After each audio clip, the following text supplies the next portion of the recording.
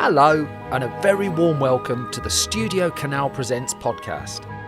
My name is Simon Brew from Film Stories magazine, and this is a regular podcast celebrating one of the biggest and deepest film libraries in the world. STUDIOCANAL's extensive library of over 6,000 films brings together cinema from around the globe. Amongst the choices, there's Oscar winners such as The Deer Hunter and Leaving Las Vegas, sci-fi favourites such as The City of the Lost Children and Daleks Invasion Earth 2150 AD, and hugely acclaimed treats such as Tinker Tailor Soldier Spy and The Kings of Summer. We're doing our very best to explore it all in this podcast. In this episode, we're focusing on a brand new comedy.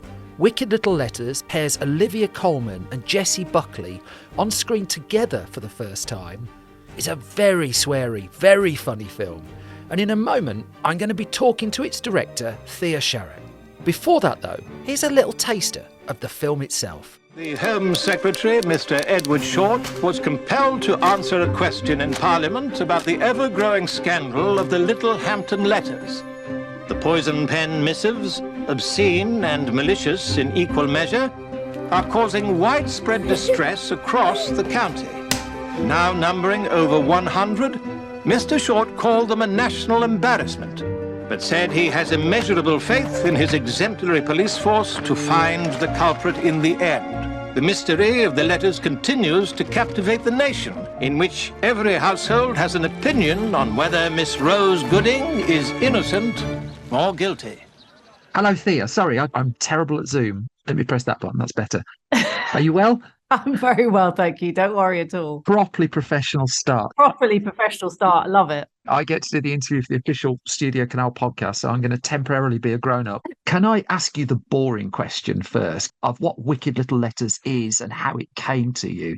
So Wicked Little Letters is a movie based on a true story about a woman in 1920 Little Hampton, England, tiny little south coast town. A woman starts to receive some poison pen letters. And the woman receiving the letters is Edith Swan, played by Olivia Colman.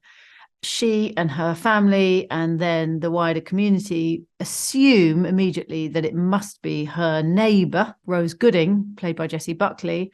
And Rose gets thrown into jail for having written these letters. And there is a fabulous policewoman who, this is absolutely true, was the very first female police officer in the south of England. She feels that there's more to this story than meets the eye. And we as the audience basically follow her journey, trying to get to the bottom of if it wasn't Rose who did write these letters, or was it indeed Rose in the first place? And the community, if you like, gets bigger and bigger. So we encounter all these different characters as we go along on police officer Gladys Moss's journey.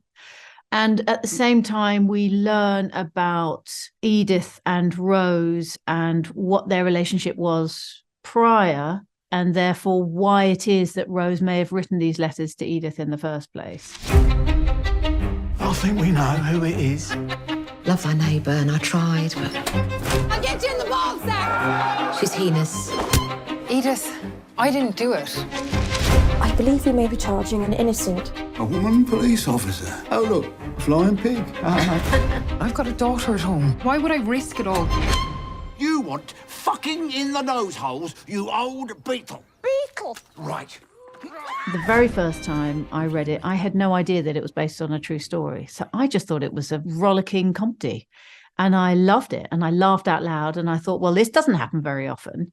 But there was something in the tone of it that I thought there is much more to this than just a comedy. There are some what feel like some quite vulnerable people within this movie who are kind of knocking on the door of some much bigger themes. Yeah. So I was very, very intrigued.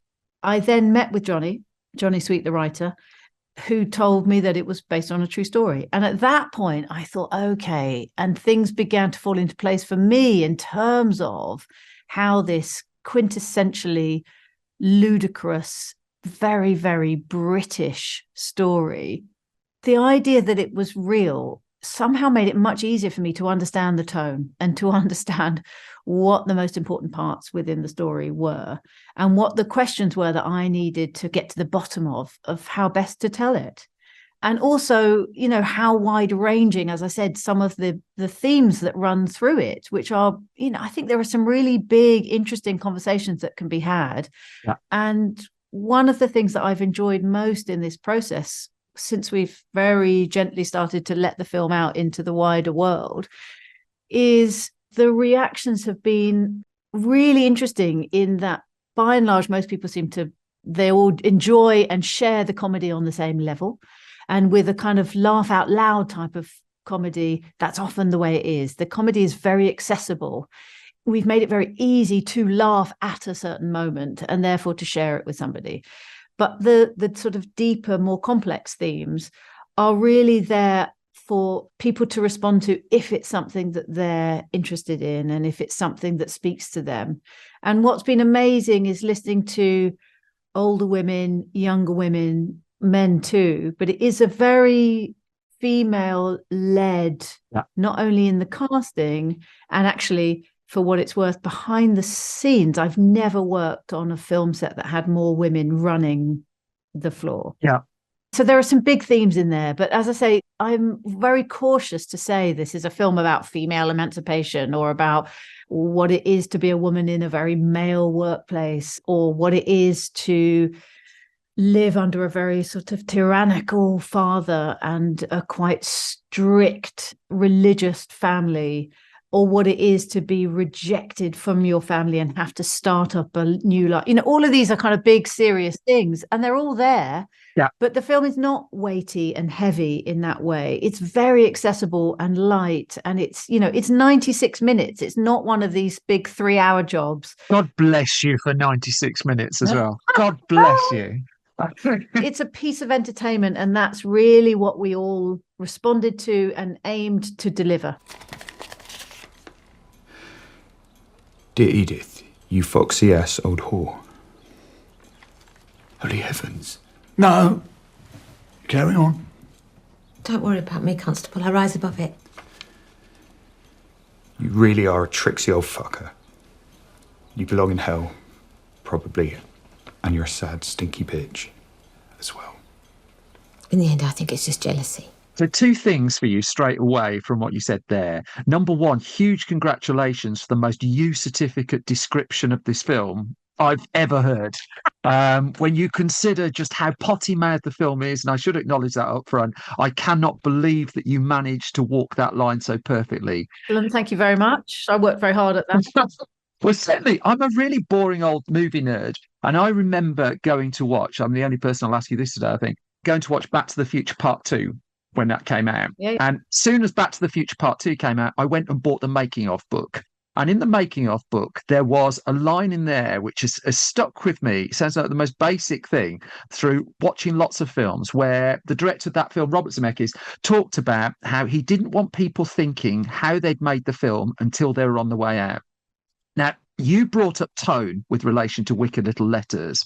It took me an hour after watching the film to realise what a tonal line you'd walked with it. That was my Back to the Future 2 moment with your film, which is a bit of a segue, but nonetheless. I'm delighted with the comparison with Zemeckis. That's my highlight so far today. But the tone, I appreciating listeners may not know you've got such an extensive backdrop in acclaimed theatre work, as well as your film work as well. That notwithstanding, the line that you have to walk between the comedic element of this and the drama underneath, I just don't know how you did it. So I thought if I ever get to you and have a conversation, I will just ask you the most basic version of that, which is, how on earth do you manage it? How did that alter in the before, during and after, just getting that tone? It was very, very, thank you for thinking so seriously about that, because that was absolutely, for me, the biggest challenge right from the word go. Yeah. And I never felt alone in that journey. So whether it was Johnny, the writer, who completely understood that was so important to me, or the producers who would consistently be by my side in terms of both the preparation, the shooting, and the editing of the movie. Yeah. Equally, my editor, Mel, was with me also on wanting always to keep in mind that ultimately the final film managed to hold that tightrope that you describe. But, maybe the biggest thing that made it possible was that all of my actors understood that walking that line for me was the most important thing. And so what they allowed in the making of the film was for me to constantly ask them to give me a slightly varied performance, so that I would always have in the edit, as much as I possibly could have, a slight variation of performance, so that if in a given scene that comes at a certain moment in the movie, I needed actually for a scene to have a light quality to it, given everything that had gone before it, that I had the takes up my sleeve to be able to dial it up in a certain way.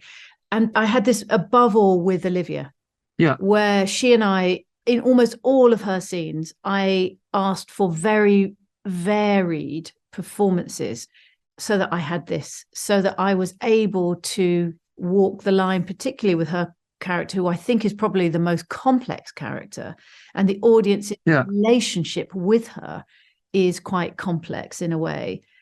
Luckily, Olivia is so immediately lovable, whomever she's playing.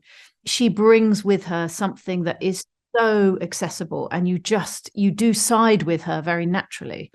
But there are elements to her character in this movie that are not so likable. Yeah. And she was very, very brave in coming with me on giving me takes and a side to the performance of that particular character that dared for her to be less likable in a certain way, versus being very easy to be with, so that I could constantly be able to walk back and forth over that line and make choices throughout the edit. So how many takes, for instance, were you going for on those? And when you're talking about you're asking your actors to give you some variation, by the sounds of it, that's not we've just got 10 minutes at the end, go mad. You're talking about specific nuance, just 5% here, 5% there. Yeah. Again, particularly with Olivia, she has moments, whether it's a line or a performance throughout a whole scene, where she could be anywhere between light and dark, basically. Yeah. And there's some of the comedy could be really evil and cruel and mean, or very innocent and not thought through and just instinctive. There's a long way between those two places. She not only got it, but she's so wonderfully at ease with what she can do that she was just happy to totally come with me on that. And I mean, by the, very quickly, I was going to say by the end, but actually it was very quickly, because that's the other thing about Olivia. She is unbelievably quick. She's so instinctive that we have shorthand, and I would just give her literally a one word that would mean, okay, can we go back to doing it like this? From anywhere, as I say, from the innocent to the much less innocent version. And she was with me. She got it. She understood it. And I was forever grateful when it came to the edit, so that I had these different tones to draw on. The father and I have been discussing a sermon I might give at St. Catherine's. It's very short, quite energising. We don't want me any more energised. Not unless you want a good bannocky. A physical threat. It's like a trapdoor to hell opens up everywhere you tread. I'm not actually evil, No, but you've got evil in you. No, it's not your fault. You were born with it, but I like you, Rose, and I'd like to bring you to the light, for Nancy's sake. So one of my favourite pieces of movie trivia is that the film Step Brothers shot more film than Francis Ford Coppola shot for Apocalypse Now. It's my Podbore special, that is. But the argument there was that it's Adam McKay, wasn't it, directed Step Brothers? His argument was that comedy requires more takes, comedy requires more goes. I'm just wondering if there was a little bit of that here compared to, say, something like Me Without You, One and Only Ivan, The Beautiful Game, obviously coming around the corner for you as well. But in comparison to the other films you made, did you find yourself doing more takes because of the comedic tone of it, or was it roughly the same? No, I would say probably we did do more. Comedy is really, really, really hard. It's much harder to get right than heartfelt. I don't want to say tragedy, because that's so... Yeah. But, emotional scenes, by and large, so long as you and the actors are in the same world, I feel very confident that we're going to get there. And a little bit of rehearsal, I know we're going to get there.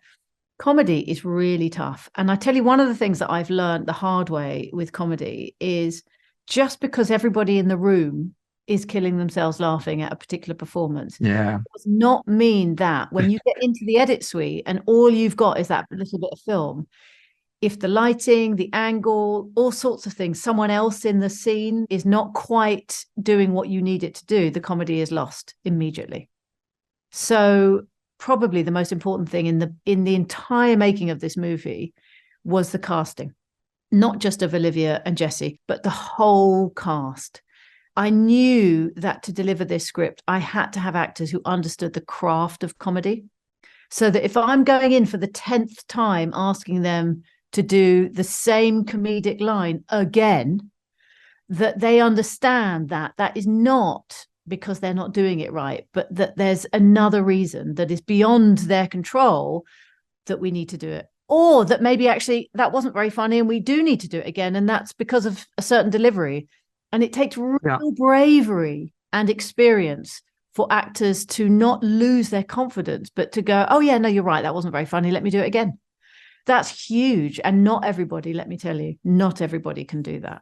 Well, I may have mentioned to you that I'm a boring old nerd. And so one of my other boring old nerd things I did is I went through your ensemble cast and found that the vast majority of them had extensive experience on stage. I wondered if that was deliberate in terms of the way you were looking for the performance and the performers you were looking for. Now, I wonder if I can frame that through Anjana Vasan, who's someone I particularly want to talk to you about. The last time I'd heard of it, she was winning an Olivia Award. And I think her performance in this was really surprising, really fresh, really surprising.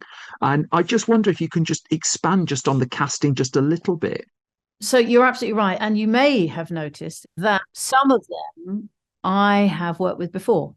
Shahidi, for example, who plays the chief police officer, he is someone I worked with maybe 20 years ago on stage in the theatre world. In fact, it wasn't even my show. I was an assistant on a show, but we travelled the world together and we got to know each other really well. So I know just how funny Paul is. And when I read this, he was one of the first people I thought of, because I just thought, I know that he will understand the tone of the comedy and why it's funny, how it is that you have to understand, again, the craft of comedy if you're going to give a performance in which people laugh at you.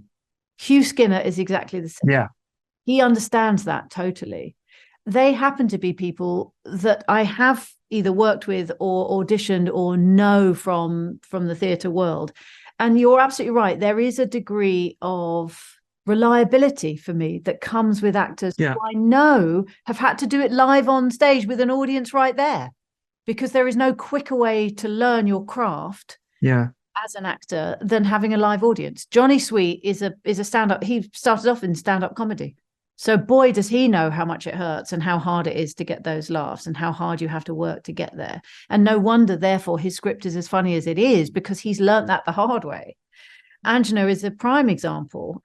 So she has just won her Olivia Award for Streetcar Named Desire. You know, it's a totally different tonal piece to this. And one interesting thing about Ange is I didn't know her before this. I knew her work, but I only knew her work from TV. And again, it was comedy. So when we thought of her, I thought, oh my God, I bet she gets this. What I didn't understand, because of course I wouldn't have known this until I met with her. Even when we first met, she'd done so much thinking about who this woman was and how important it is when you represent a real life person. Yeah. But also she knows that she's, if anything, she's almost like the straight woman within this slightly farcical film. And to play the straight woman is just as hard as playing the light relief. And again, I don't think without her theatre background, she would have known that so as well as she does. And so again, she completely understood the tonal shifts that I was going to have to achieve in this movie, given the subject matter and given the way it was written. What? Are you busy? I'm just boiling an egg. Great, come on then. What? No, as in, yes, I'm busy. I'm boiling an egg. Hurry up. We've had an idea. I found a lovely interview with you from the British Theatre Guide all the way back in 2003, where it described you as the young person selling tickets and walking almost the whole returns queue into the theatre. And then it turned out you actually were the artistic director, but you were so over all parts of it. Now, you've talked there about Johnny Sweet, for instance, and you've talked about the closeness and the tightness of the crew. How do you, as a human being, run your sets? Do you run it in the same way that you were working at theatre? Because, I mean, from the outside looking in, I think this is really important, that film sets can sometimes be seen as quite hostile. I get completely the opposite impression of you. I'm a nightmare. Excellent. Very sweary. Yeah. Trashing the place. I fire people left, right, and centre. Is that right? I'm amazed I've made it this far. I mean, for me, I just don't buy into the hairdryer philosophy. Yeah. That's not me. I want people to feel comfortable, and I want everybody to know that nobody is more important than anybody else on the set. It just doesn't work like that. We have to work as a team. And when you're shooting, in particular, the hours are punishing. The weather can be incredibly difficult. You often have to move. You're always under time pressure. You know, it's really hard. It's really, really hard work. And it doesn't help in some ways that everyone always thinks it's really glamorous, and it really isn't glamorous. It can be brutal. And then the minute somebody isn't either feeling very well, or somebody's had a loss of confidence, or, you know, again, all sorts of things, that I take it as my responsibility that I want people to be proud of their work. I want them to want to be there. I want them to give the best that they can, whether that's the leading lady or the runner. It will make the environment a better place to be. That's my philosophy. And that's funny because I'd forgotten that interview, and I'd forgotten that was revealed, but that is me. I love that. I'm going to get to your two leads just at the end of this, but I just wanted to pick one of the people from below the line who might not get talked about. You mentioned her just before, your editor, Melanie Oliver. And the process I've heard with regards editing comedy is it really requires a tightness between the editor and the director, even more so in some cases, I am told, I'm the outside looking in, where a single beat can just make a huge difference to how a laugh works, right down to a single frame, I've been told. Can you just tell me just a little bit about the relationship between the two of you, and also the importance in that editing room of hitting the 96 minutes, for which obviously we're going to give you huge prizes and numerous thanks? All of that is true about comedy. And we literally sat together and added a frame here, taken away a frame there, in order to try and hit the beat in the right way. I had never worked with Mel before. I had tried to on several occasions, but she was never available and the dates never fit. So I was really, really delighted. She came in and met Graham Broadbent, the producer, and I, having read the script. And again, everything she said about the script completely chimed in with how I felt about it. Boy, did she understand the tonal shifts and how looking after that tonal tightrope was going to be the biggest challenge. Yeah. I knew from our first meeting that we were going to be brothers in arms, or singing from the same hymn sheet, however you want to describe it. I knew we were going to sit very comfortably in the same boat together. What's interesting with an editor is the first time you work with them, the first part of your relationship is completely remote often. So she was in London receiving every day all of our rushes, and I would be out on set, and we spoke every day. She would give me feedback on the day before's filming. But what's interesting is that you have to go through this whole process not sitting together at all to begin with. And it's so important that you feel as a director that you've got your back is being looked after, so that there is somebody who is looking at every single thing that you're shooting. And the next day is ringing you saying, you need to be careful because X is happening, or you haven't got Y, or simply saying, oh my God, yesterday's scenes were brilliant. So-and-so was fantastic. I'm really happy. And you walk into your next day thinking, well, brilliant. If Mel's happy, then I'm happy. As I say, they also have to be brave enough to say to you, I'm not quite sure that actually worked, or the sun is so bright in that you're going to have to go back and do it again without it, or, whatever it may be. you're thrust into a really, really close, intimate relationship where you just have to be brave with each other. Then you get into the edit. And one of the things that we fell quite naturally into rhythmically, which is, I think, partly why it worked so well with us, I would sometimes explain what I wanted and what I felt was the most important thing to achieve in a certain scene, whether it was a performance, whether it was a line sometimes, whether it was using a particular take from an angle, whatever it was that for me was the most important thing. And I would give her that information and then I would leave her to it. She'd give me a day or an hour or whatever it was that she needed to then do the work by herself with that note in mind. Then I would come back and watch it and have a reaction. And rather than sit and watch her doing the surgery, if you like, at which point I would know exactly where all the stitching was because I'd seen her do it. If I don't watch that, it gives me a little bit of distance and I can react much better and give her much better feedback. Until you get to the stage where you've basically got it. It's just that rhythmically there's something that is a little bit off. And that's when you get into the minutiae of a frame here and a frame there. Yeah. The most important thing about comedy, every single time, it's your ear. Your ear will tell you what the rhythm, whether the rhythm is right or wrong. What's difficult is watching it time and time again, either on your own or with your editor. It's just the two of you. And it's only really an audience that will tell you whether it's timing is right or wrong. But your ear is your biggest ally. You daft old fucking slippery old fucking dodger. Why would I send a letter when I can just say it? I'd probably say that you look like fucking Queen Victoria shoved a fucking nettle up her fucking pussy. I don't know. You stink of cum and shit and the cakes you make look like they've fallen out some fucking sheep's fucking arsehole. Better. I have 30 seconds of your time left. If you can just give me one line about Olivia and Jessie, I come to them now. Olivia and Jessie, apart, really special. Together, absolutely pivotal. Can you just give me just a very brief what it was like when they were together and you knew it was working? They are the best of the best. Love it. And their respect for each other is palpable. And their generosity, but also their openness and their want to keep learning, whether it's from each other or from anybody on set that day.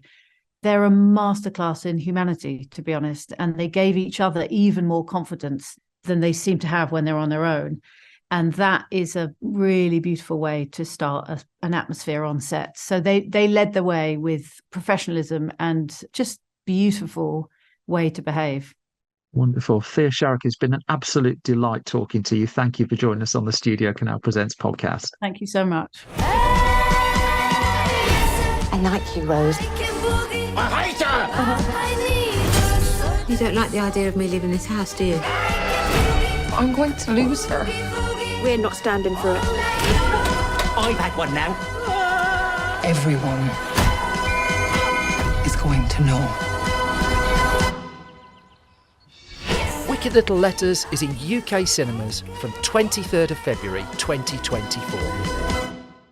Now it's time for our regular news update from the world of Studio Canal. Did you ever see The film Mother's Instinct is one we've teased before on this podcast, and I'm delighted to confirm that its UK cinema release date is 27th of March 2024. When Theo was born, I couldn't even hold him. I was afraid I was going to drop him. I'm a terrible mother. You're a wonderful mother. Starring Jessica Chastain and Anne Hathaway, the film is directed by Benoit Delhomme, and it's a psychological thriller about two housewives in the 1960s whose friendship falls apart after a tragic event. Max? Max, get down. It's not safe. Max! Celine! Alice?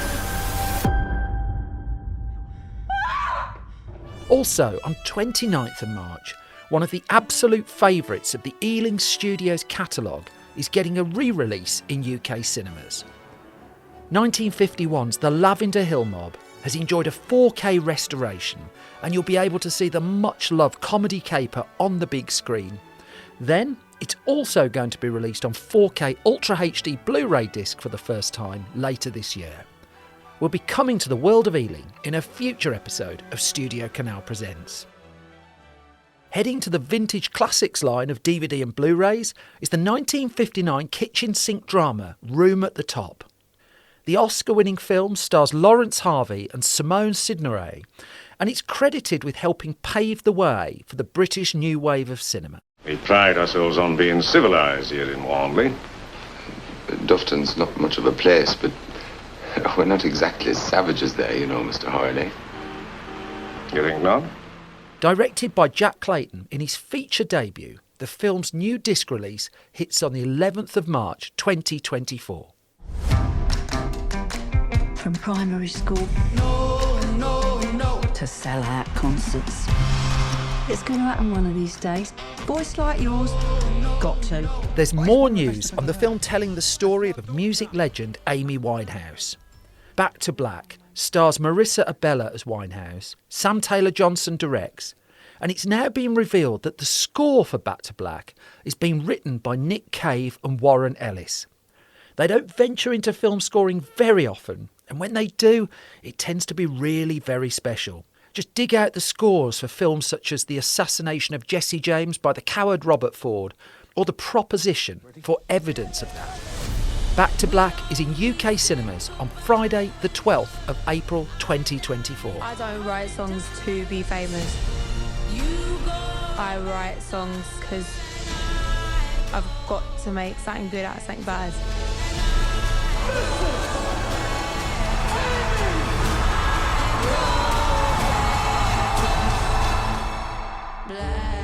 I'll be back soon with the next episode of Studio Canal Presents. Until the next time, to get all the news on Studio Canal films as it happens, and to find out more about the ITVX, Apple TV and Prime Video channels, you can visit www.studiocanal.co.uk or follow Studio Canal at Studio Canal UK on X, Instagram and TikTok. For now, I'm off to practice my swearing ahead of a cheeky cinema trip to see Wicked Little Letters. Ta-ta for now.